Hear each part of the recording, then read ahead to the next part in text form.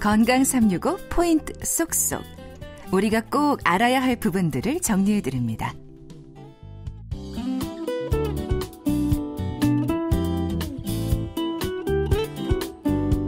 건강 365 박광식의 건강 이야기. 오늘은 감염질환, 특히 여름철 조심해야 할 감염질환에 대해서 알아보고 있습니다.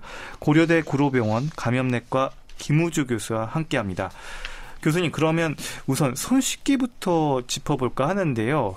손 씻기가 중요하다고 하는데 그러려니 설마 이런 생각 들거든요. 예, 우리가 이제 일상생활에서 보면 손이 제일 바쁩니다. 우리 머리도 바쁘죠. 이 계산하고 어떻게 할까 이런 머리도 바쁜데 사실 물리적으로 바쁜 건 손이 바쁘죠. 손으로 악수하고 조리도 하고 식사도 하고 화장실도 와서 뒤도 씻고 코도 후비고 기침 재채기하고 손으로 막고, 그러니까 손에 온갖 바이러스나 병원균들이 많이 묻어 있다고 생각하셔야 됩니다. 그래서 자주 중간중간에 손을 씻어서 청결하게 유지하는 것이 감염병 예방의 첫 번째 예방 수칙입니다.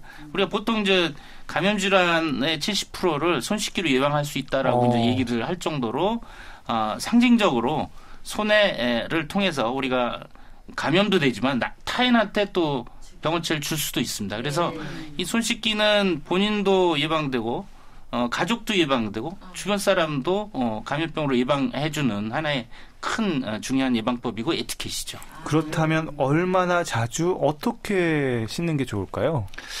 제가 이제 2009년 신종플루 유행 때 이제 저희 스승님께서 저한테 그런 말씀을 하시더라고요. 방송에 나가서도 물만 보면 씻어라 이렇게 말씀을 하셨어요. 지금 자꾸 하셨지만 당시에는 왜 물만 보면 씻으라 그러면 이거 좀 과한 거 아닌가 이렇게 의심했었는데 그 뜻다는 바는 그 정도로 자주 손을 씻어야 안전하다는 얘기였던 거죠. 우리가 이제 구체적으로 손을 씻을 때는 뭐 흐르는 물과 비누로 손등과 손바닥, 손가락 사이, 손톱 밑 특히 이렇게 박박 긁어서 30초를 차분하게 이제 손을 씻어야 됩니다. 이제 그렇게 하는 경우가 쉽지 않은데 습관을 해야 되고, 또 반드시 손을 씻어야 되는 경우는 화장실을 다녀온 후, 또 기침 재채기를 한 후.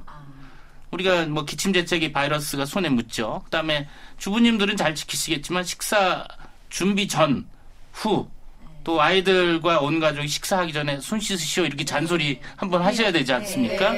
그 최근에 이제 애완동물 많이 키우시는데 애완동물도 뭐 사랑스럽지만 병원체를 많이 갖고 있습니다.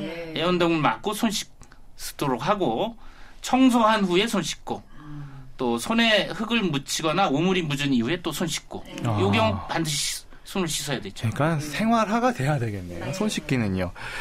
이제 그리고 하루가 다르게 기온이 오르고 있고 여름철 감염 질환의 위험, 식중독을 비롯해서 모기, 진드기 감염병, 해외 감염병, 사실 이 조심해야 하는 부분들이 많은 것 같아요. 어떻습니까? 예, 여름철은 뭐 지금 한 뭐 30도, 35도까지 올라가는 경우도 있어서 굉장히 이제 무덥고 또 습도가 높습니다. 이런 경우가 세균이 증식하기 딱 좋습니다. 30도, 35도 사이에서 습도도 7, 80%고, 그렇기 때문에 음식이나 뭐 식수가 이렇게 상온에 있으면 조금만 노출돼도 균이 잘 증식이 돼서 오염이 돼서 식중독 원인이 되기 쉽습니다. 대표적으로 대장균, 살모넬라균, 뭐 포도상구균 이런 것들이 이제 식중독 흔한 원인균이고요. 두 번째로 이제 모기나 진드기와 같은 매개체들이 증식하기 좋습니다. 기온이 올라가면 모기들이 뭐 장구벌레 물웅덩이에서 장구벌레 서식하다가 이게 이제 모기로 돼서 일본내염이나 말라리아와 같은 모기 매개 감염병, 또 이제 5, 6월에 되면 농사 일하시고 밭일 하시고 이제 야외 일을 많이 하시기 때문에 농촌의 어르신들이 야외에서 찐드기 매개 감염병, 소위 이제 중증 열성 혈소판 감소증후군, 또 8월, 9월 이렇게 좀 늦어지면 쯔쯔가무시병까지 유행할 정도로 지금 여름철은 식중독과 모기나 찐드기 매개 감염병에 유의하셔야 되는 철이죠. 그러면 이 모든 이 감염 질환의 어떤 증상에 있어서 공통점이라고 한다면 어떤 걸 꼽을 수 있을까요? 그래서 이제 뭐 사실 이제 초기 증상은 외부에서 뭐 바이러스든 세균이든 감염병이 들어오면 우리 몸의 면역 세포들이 싸웁니다. 우리가 열나고 축구 떨리고 기침하고 힘들다고 하지만 이건 사실은 우리 몸에 있는 면역 방어세포들이 균과 싸우는 겁니다. 파이팅하는 거기 때문에 꼭 나쁘다고 볼 수가 없는 거죠. 그러니까 병원체가 들어왔는데 속수무책으로 당하면 열도 안 나고 비실비실할 정도로 이제 면역 시스템이 약하면 이건 오히려 안 좋은 거예요. 그래서 사실 초기 증상은 원인이 불문하고 열나고 축구 떨리고 몸살 감기 증상으로 시작이 돼서 동네 병원 가도 그냥 몸살 감기 증상으로 알기 쉬워요. 그런데 이제 문제는 이게 보통 감기는 하루 이틀만 하고 이제 3일째 되면 좋아져요. 근데 3일 이상 열이 나고 몸살 감기 증상이 고열이 심하게 지속된다 하면 이건 단순한 몸살 감기가 아니라고 보셔야 돼요.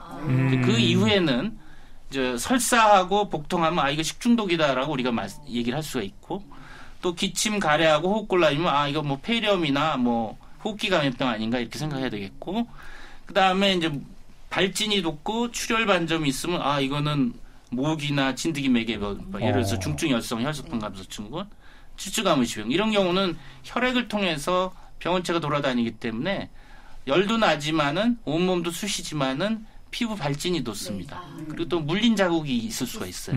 이제 그런 거 가지고 구분을 할 수가 있죠. 특히 이제 일반 국민들이 이제 궁금한 경우가 이제 언제 병원을 가야 되느냐. 그렇죠. 뭐 감염병 초기 증상이 몸살 감기 되는데 감기 가지고 병원 갈 필요는 없잖아요.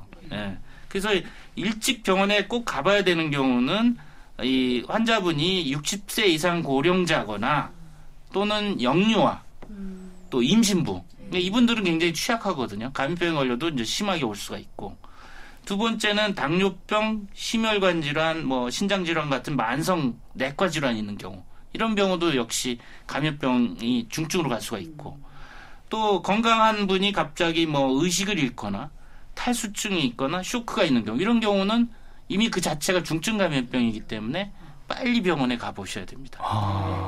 정말 그 감염 질환이라고 해서 그냥 단순 감기하고 달리 진짜 더 심한 감염 질환들이 있을 수 있기 때문에 3일 이상 지속되는 고열은 정말 무시해서는 안 되겠습니다. 그럼 교수님 그 감염 질환으로 이렇게 이상 증세가 있을 때 질병관리본부의 콜센터 1339로 신고하라는 말들을 하던데요. 1339 좀 생소한 분들도 계실 거고요. 이용법에 대해서 좀 조언이 가능할까요? 예, 이제 1339를 좀 기억해 두셔야 될 필요가 있습니다. 왜냐하면 동남아나 뭐 중동 아프리카 여행하시고서 현지에서 뭐 감염병에 노출돼서 잠복기가 있잖아요. 이제 중간에 증상 없다. 국내 들어와서 2주일 이내에 고열, 오한, 발진 이런 경우는 곧바로 병원을 가시는 것보다는 지금 말씀하신 질병관리본부 콜센터 1339 잘 기억 안 나면 보건소, 해당 보건소에 전화하셔서 안내받는 것이 매우 중요한데 왜냐하면 이 홍역이나 메르스와 같은 이제 동남아나 중동에서 걸린 신종감염병 만약 환자라면 이분들이 뭐 대학병원이나 응급실 가서 외래 가서 갑자기 방문하면 준비가 안 돼 있는 상황에서 의료진이나 주변 환자한테 전파시킬 수가 있어요. 우리가 이제 메르스 때 크게 이미 경험했지 않습니까?